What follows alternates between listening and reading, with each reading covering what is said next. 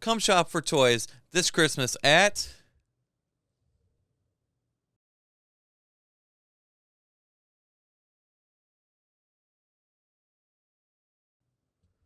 Guys, what are we doing this time?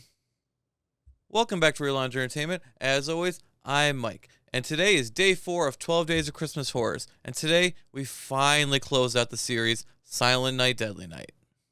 So before we get started, remember to give us a like, subscribe if you haven't, and let us know in the comments, what was the favorite toy you ever got for Christmas? Finally, we get to close out the Silent Night, Deadly Night series once and for all on this, the 4th day of 12 Days of Christmas Horrors. So, last one we watched was number 3. The 4th one doesn't take place during Christmas time, and I watched 15 minutes of it just to make sure. So, we're skipping that one altogether and going right to Silent Night, Deadly Night 5, The Toy Maker. This one was rated R, has a runtime of 1 hour, 27 minutes, 24% on Rotten Tomatoes, and came out in 1991. Now, this one is an older movie, obviously, 1991, and it doesn't really deserve my respect like any of the movies in this franchise. So, spoiler warning, I'm going to talk about it. This movie follows a kid named Derek, his mom Sarah, around Christmas time. Now, Derek witnesses his dad get killed by a toy that was left on his doorstep. And obviously, this traumatizes Derek, and he doesn't talk for the rest of the movie. Then we get an intro scene that kind of goes over some toys with some music and stuff like that. Already higher quality than you see in the other 3 or 4 Silent Night, Deadly Night movies. So quality is a little bit better, but we're still talking direct to DVD or VHS sequel quality. So Derek wakes up and his mom puts him in front of the TV. And what show do they put on for him? The Rambo cartoon? Wow. This kid, I'm predicting it right now. He's watching violent stuff right after witnessing his dad get murdered by a toy. He is going to be the killer in the next one if they ever made a sequel to this. Calling it right now. Derek then witnesses a commercial for the same toy he saw kill his father. And naturally he freaks, but doesn't say anything, just makes noises and freaks out. So to make him feel better, his mom takes him to Pedo's Toy Store. Yes. Pedo's Toy Store. Yeah, they really did that. Anyway, this is when we meet Pedo, played by Mickey Rooney, and his son Pino, who's a little awkward. We also get introduced to a character named Noah, which we find out his name later, but he comes in the store halfway, and he's just kind of following Derek and his mom and watching, being very weird. But apparently he's been to this toy store like every day buying toys and toys and toys, but he's kind of a jerk too. Later on, we have scenes at the mall where Derek's going to go see Santa, and guess who's playing Santa? Noah, of course. And he won't let Derek off his lap, so this movie's getting really weird, you guys. At the same time they're at the mall, Pino has a hide-a-key for Derek's house, and he goes in there. He sneaks in. He goes in Derek's room, and he also plays with, Sarah's clothing and bras and stuff like that. What kind of movie are we watching here? I know this is Christmas horror, but what the heck is this? Well, Pino gets caught running out of the house, so Sarah, naturally being mad, goes down to the toy store and starts freaking out on Pedo to be like, why was he in our house? And this is when we find out they used to live in the same house but lost it to the bank. I guess that's what happens when you have a toy store named Pedo's Toy Store. Business can't be great. After Sarah leaves, Pedo gets angry at Pino and pushes him down the stairs. He's an alcoholic and has been drinking throughout this whole movie. And Pino also says, don't hurt me again, stuff like that. So naturally there's been some abuse going on between the father and son.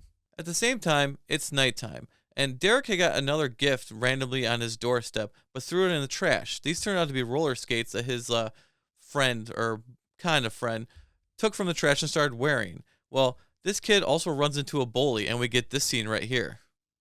Don't be a wise ass. I eat kids like you for breakfast. That's why my shit smells so bad. What? Wow, you got him with that insult. Then the kid's skates start shooting all these fireworks and going fast and all that, and the kid ends up in the hospital. But just to be clear, he shouldn't be playing at nighttime anyways. Seriously, how late is it? This kid's outside roller skates and his mom just lets him do it? I'm not saying he deserves to be in the hospital, but come on.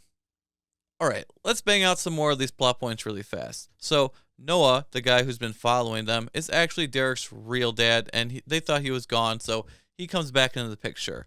Pino, the son from the toy store, is the one who's been building the toys and sending them to Derek because he wants to kill Derek. Then we get a scene where Derek is being babysat and the babysitter's boyfriend comes over. Well, all these toys come to life because Pedo is in there, sends all the toys in, and they kill the boyfriend, almost kill the girlfriend. At the same time, Pedo takes Derek into the Santa sack, because Pedo's dressed like Santa, of course, and kidnaps him and takes him back to the toy store. In what world is Mickey Rooney? I don't know how tall he is. He was probably like 5'2" or something like that, if even that. How could he get a kid that big, who, let's just assume he's going to be fighting back a little bit, and actually carry him in a sack all the way back? That's just not realistic at all to me, but whatever. This movie, it's not realistic, so let's just go with it, I guess. So Sarah and Noah go to the toy store to rescue Derek, but they go separate ways because Sarah couldn't wait 5 seconds for Noah to get in the car. Either way, then we find out the truth. Are you ready for the truth? Can you guess? Pedo is actually dead at this point. Pino had killed him, but we still have Pedo right there. Well, he takes off his face and he's a robot, and then Pino puts on his face. So Pino is like a living doll that was created by Pedo decades and decades ago, which is why he hasn't aged. So he killed his dad because he was tired of getting abused, even though his dad was the one who's going to fix him if anything ever happens to him. And he secretly just wants to kill, not even secretly, he wants to kill Derek and replace him and have Sarah be his mom. But at the same time as he's saying, like, he wants to be, mom, he's dry humping her. Yes, this movie is a mind, explosion of, like, what the hell is going on. So he's yelling, like, mommy, but also, like, doing that to her. And it's very awkward. Like, for real, they really did this in this movie. Things like, I can't make this stuff up, you guys. They did this. They made this stuff up. And at this point, if you haven't figured it out, Pedo is a play on Geppetto, and Pino is a play on Pinocchio. So, Geppetto, Pinocchio, so clever, guys. Who didn't see that going in? I did.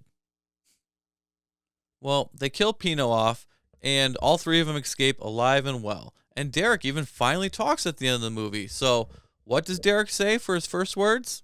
Don't be afraid. It's only a toy, mommy. No, Derek, you should be afraid. This should traumatize you for the rest of your life. You should never want to touch another toy ever again. Wrong lesson learned, Derek. Take a lesson from the kid from Uncle Sam.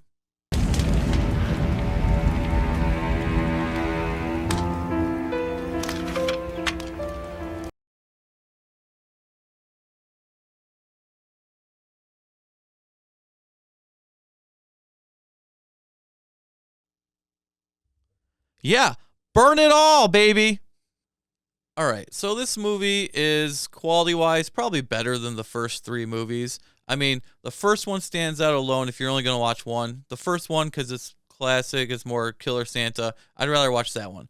But this one does have probably more rewatchability than the other movies. But it's still not good. And for that reason, I'll give this movie 1.5 Christmas presents out of 5. Can't go any higher than that. Probably should go lower, but whatever. I'm just glad to be done with this series. Yes, there's a remake coming out this year, but it's got to be better than all these movies put together. It has to be. How can you do worse? On an interesting note, this movie stars Mickey Rooney. When the first movie was released in the series, he wrote an open letter condemning the movie and complaining about how they could do that to Santa by making him a killer Santa. Well, I guess he needed a paycheck pretty badly because he starred in this one. Well, that'll do it for day 4 of 12 Days of Christmas Horrors. Thanks for watching. Check us out on day 5 to see what happens when clowns try to be Santa Claus.